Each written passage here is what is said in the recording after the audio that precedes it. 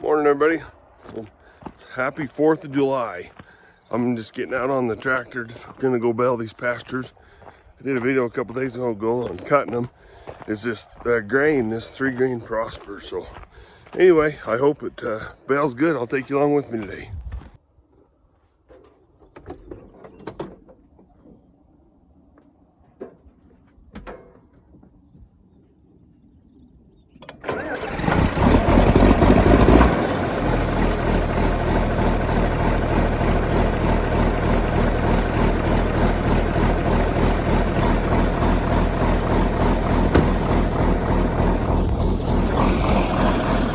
Got me a cold drink for the ride. Let that tractor warm up for a second. Alright guys, well, we started baling these pastures. Let the baler run, seems to be running pretty good this morning. I made one bale so far. This is pretty good stuff down here, I think. Be glad to get these pastures whipped into shape. I almost feel like it's shameful to be feeding horses hay in the middle of summer, but that's what we're doing. Yeah, I got the baler going. It seems to be baling this prosper stuff pretty good. So, all right, guys, got this first little pasture done. I got 4 bales off of about 3 acres.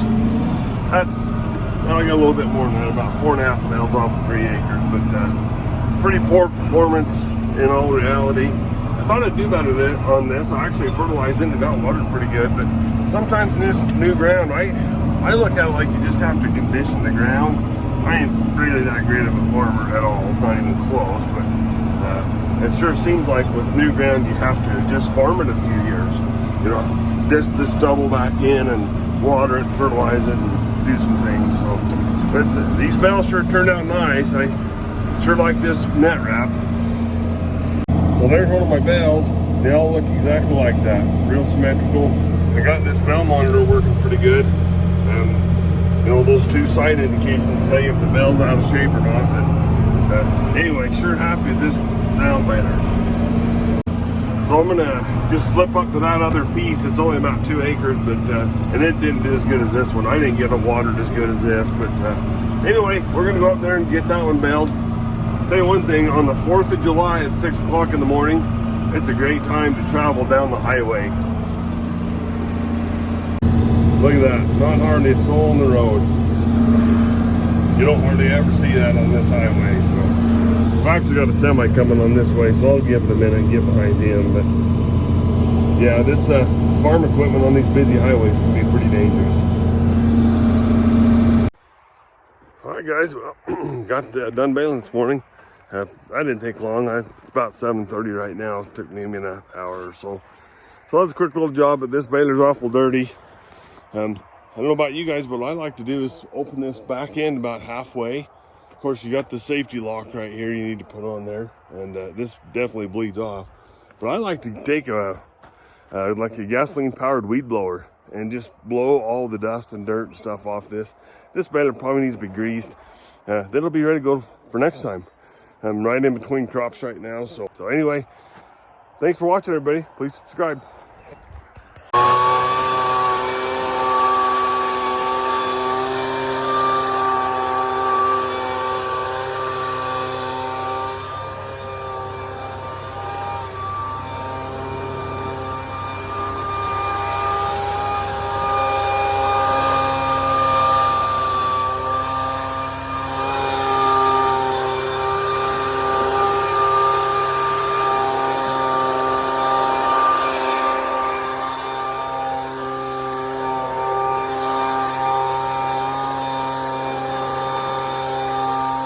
Alright guys, well I kind of ended the video, but I've run onto something that I wanted to share with you.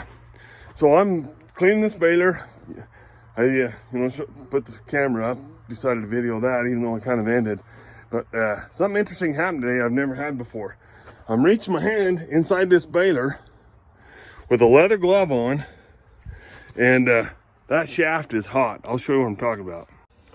So I got my hand inside the baler here, in this first roll, there was some hay buildup around there, so I'm just digging through there, and I thought, man, that feels kind of hot. So I'm laying my hand on it right now, even after blowing it off, and there's some heat in that shaft. So by the sake of good comparison, I feel on this side, stone cold. That tells me I got a bearing going out right here. It's still rolling, but I've had bearings go out and the shaft will still spin, but those bearings will get hot and start to spark, and you know, balers catch on fire. So, you know, I know with this old farm equipment, you know, I got a small operation, bought this older equipment. I got to do a lot of maintenance on it, but I sure like fixing stuff on the off season instead of in the middle of the night. I stock bearings for this. Another good thing, if somebody's just getting into these balers, there's actually only 2 part numbers for bearings for this entire machine. I think there's 11 rolls that's part of the belt system, but there's only 2 different part numbers. So I've stocked 4 bearings.